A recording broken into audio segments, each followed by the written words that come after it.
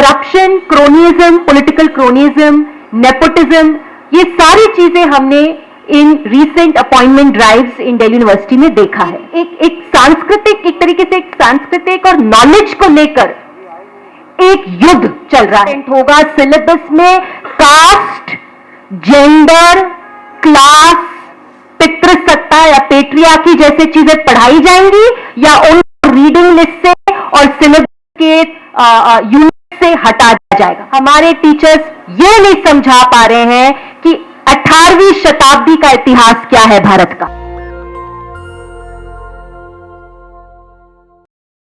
उसमें जिनके पास political connections हैं, खासकर की रूलिंग पार्टी के साथ नजदीकियां हैं और उसकी वजह से उनकी बहुत आसानी से इंटरव्यू प्रोसेस में अपॉइंटमेंट्स हो रहे हैं और जो लंबे समय से ऑलरेडी एडहॉक बेसिस पे पढ़ाते हुए जो टीचर्स हैं, उन्होंने 10 साल दिए हैं, उससे भी ज्यादा साल यूनिवर्सिटी ऑफ दिल्ली को दिए हैं, उन सबको उन नौकरियों से निकाला जा रहा है। तो of course corruption, cronyism, political cronyism, nepotism, ये सारी चीजें हमने in recent appointment drives in Delhi university में देखा है। But what I would like to draw the media's attention to is the fact that this kind of process of appointments is actually happening in a larger context in which we are actually seeing an attack on the idea, the very idea of public funded university. If you look at the word university itself, university, इसका पूरा principal ही है कि university suppose to inculcate एक ऐसी जगह है जो universe जैसे प्रिंसिपल, इस टाइप का स्कोप है कि यहाँ पे सारी चीजें पढ़ाई जाएंगी, सारी चीजों पे डिस्कशन, डिबेट होगा, क्रिटिकल रिफ्लेक्शन होगा। तो यूनिवर्सिटी जैसे कॉन्सेप्ट में ही, टर्म में ही, the whole idea of the universe, right, the larger picture, the total picture is suppose to be something that is inculcated, nurtured.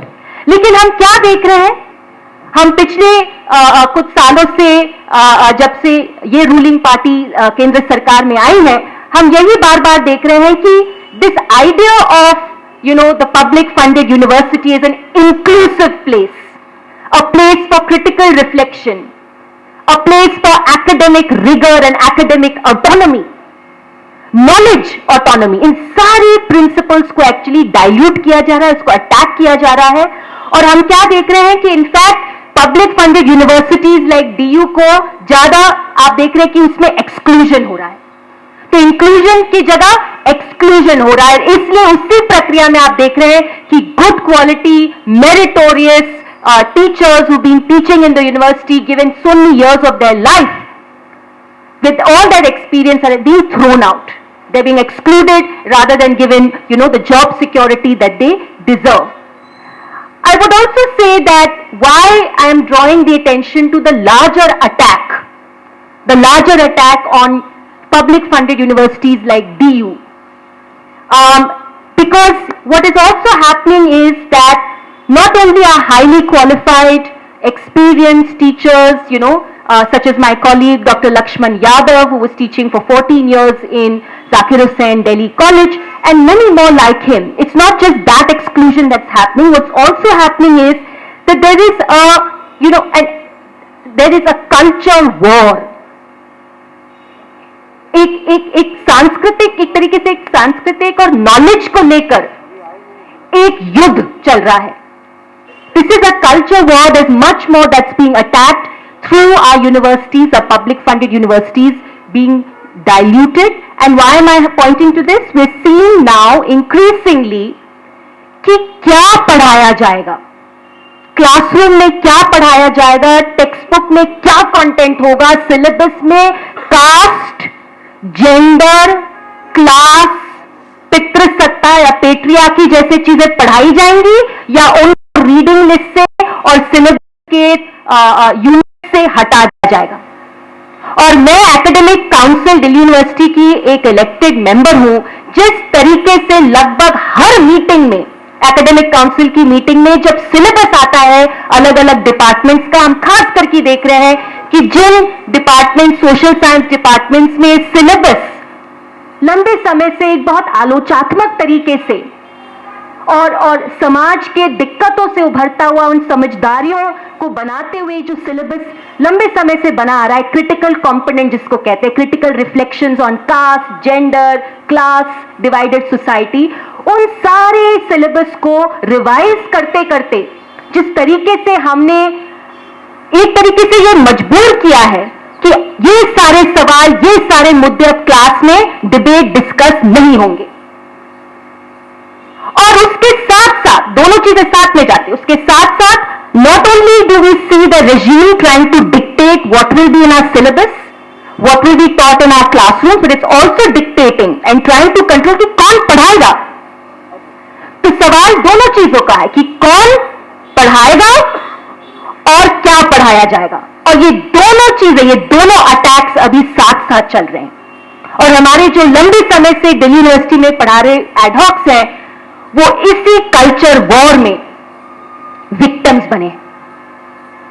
आप देख लीजिए, जो टीचर्स का कुछ लेना देना नहीं था रूलिंग पार्टी, और रूलिंग पार्टी ये जो सत्ता में पार्टी है उसका जो ट्रेड यूनियन फ्रंट है डूटा में, उनके साथ जिनकी नजदीकियां नहीं थी, जिन्होंने अपना इंडिपेंडेंट स्टैंड लिया, जिन्होंने उसी तरीके से अपने क्लासरूम्स में आलोचात्मक तरीके से चीजें पढ़ाई, सिलेबस को डिफेंड किया, उन्हीं एडहॉक टीचर्स को हमने सबसे पहले इंटरव्यू प्रोसेस में एक्सक्लूड होते हुए देखा। So this is a larger culture war and it's being waged in my university when it comes to the question of our syllabus restructuring, what will be taught, what issues you keep out, what debates you keep out, and two, in terms of who is going to teach in our university. और ये unfortunately not only in DU but अलग अलग government funded, central government funded universities में चल रहा है। I would say कि students मूक दर्शक नहीं है। हमारे स्टूडेंट्स विश्वविद्यालय में, जैसे दिल्ली विश्वविद्यालय में, ऑलरेडी लिख रहे हैं, न्यूज़पेपर्स में आया है। आप लोगों ने बहुत बार मीडिया में उन चीजों को कवर किया पिछले 1-2 महीने में। स्टूडेंट्स लिख के दे रहे हैं, हमारे टीचर्स ये नहीं समझा पा रहे हैं कि 18वीं शताब्दी का इतिहास क्या है भारत का। हमारे टीचर डिबेट नहीं समझा पा रहे हैं क्लास में। ये हालत है। So this is an attack on knowledge, what is relevant, what is socially necessary knowledge, and therefore who gets to teach. All these things are interlinked. I would like to end with one or two more observations, and this is with respect to the fact that अगर हम teaching और syllabus के साथ साथ एक third dimension भी बहुत ध्यान से देखें, जो यूनिवर्सिटीज में, जैसे डीयू में एक बहुत इंपॉर्टेंट कंपोनेंट रिसर्च का है। रिसर्च ऑब्वियसली एक ऐसा फील्ड है जहां पे अगेन पब्लिक फंडेड यूनिवर्सिटीज का एक बहुत इंपॉर्टेंट रोल होता है। रिसर्च इंस्टीट्यूशंस जैसे आईसीएचआर, आईसीएसएसआर, ऐसे बॉडीज का एक बहुत इंपॉर्टेंट रोल होता है, क्योंकि वो बहुत बार फंडिंग देते हैं रिसर्चर्स को। आईसीएचआर और आईसीएसएसआर, सारे जो इंस्टीट्यूशंस हैं कॉम्प्रोमाइज्ड। वो डिक्टेट कर रहे हैं कि कौन से रेलेवेंट टॉपिक्स हैं जिसके लिए रिसर्च हो सकता है, जिसके लिए फंडिंग मिलेगी। जो टॉपिक्स आलोचात्मक होते हैं, क्रिटिकल होते हैं, उनको फंडिंग नहीं मिलती, आप वैसे उन पे रिसर्च खत्म करवाना चाहते हैं। और इसी से संबंधित मैं अपने यूनिवर्सिटी का फिर से रेफरेंस देते हुए इस पूरे प्रोसेस को इलैबोरेट करना चाहती हूं और उसके डेंजर्स दिखाना चाहती हूं। कुछ ही दिन पहले 30 नवंबर के आसपास, 30 नवंबर और 6 दिसंबर के बीच, हमारे यूनिवर्सिटी ने, दिल्ली विश्वविद्यालय ने अपने एकेडमिक काउंसिल में एक स्ट्रेटेजिक प्लान का डॉक्यूमेंट प्लेस किया। एक पब्लिक फंडेड यूनिवर्सिटी, जो भारत का शायद सबसे बड़ा टीचिंग और रिसर्च यूनिवर्सिटी है, उसके 25 साल का रोड मैप, ये डॉक्यूमेंट टेबल किया गया। हम में से जो इलेक्टेड मेंबर्स थे एकेडमिक काउंसिल से, हम हैरान थे कि वो जो रोड मैप है कि यूनिवर्सिटी 25 साल बाद कैसे दिखेगा, उसका रिसर्च एजेंडा क्या होगा, उसका टीचिंग एजेंडा क्या होगा, वो ये यूनिवर्सिटी कैसे अपने आप को रेलेवेंट बनाएगी, उसका एक बड़ा हिस्सा cut, copy, paste, plagiarised foreign private universities के विजन डॉक्यूमेंट से लिया गया। मैं आपसे पूछना चाहती हूं, क्या एक पब्लिक फंडेड यूनिवर्सिटी जो भारत में सिचुएटेड है, जिसको भारत के समाज के मुद्दे, भारत समाज की जो चुनौतियां हैं, भारत समाज का जो संदर्भ है की जो जरूरतें हैं, उस पर रिसर्च कराना है, उसके हिसाब से अपने टीचिंग और सिलेबस को प्लान करना है, या स्टैनफोर्ड यूनिवर्सिटी और फॉरेन यूनिवर्सिटीज के विजन डॉक्यूमेंट्स को देखकर या उनके एस्पिरेशंस को देख के, उनके इमेजिनेशन को देख के, उनकी जरूरतों को हमारी जरूरत कब से बन गई? फॉरेन कंट्रीज का और वो भी फॉरेन प्राइवेट यूनिवर्सिटीज का संदर्भ, उनके मुद्दे हमारे देश के मुद्दे कब बन गए? जाहिर सी बात है कि यहां पे जो नीड है, इंडिया में जो नीड है और इंडिया की सोसाइटी को जो अपनी यूनिवर्सिटीज से रिसर्च करवाना है, अपनी यूनिवर्सिटीज में जिस तरीके से पढ़ाई करवानी है, जिससे इन्फॉर्म क्रिटिकल सिटीजन्स पैदा हो, वो आप चाहते नहीं है।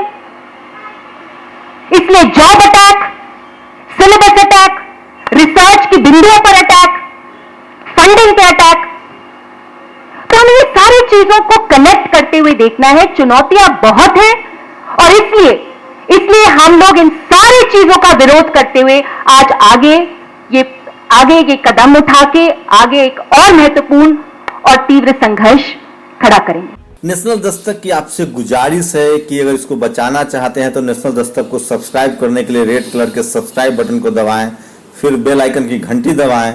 नेशनल दस्तक को बचाने के लिए बहुत जरूरी है कि हर खबर को शेयर करें, लाइक करें, कमेंट जरूर करें।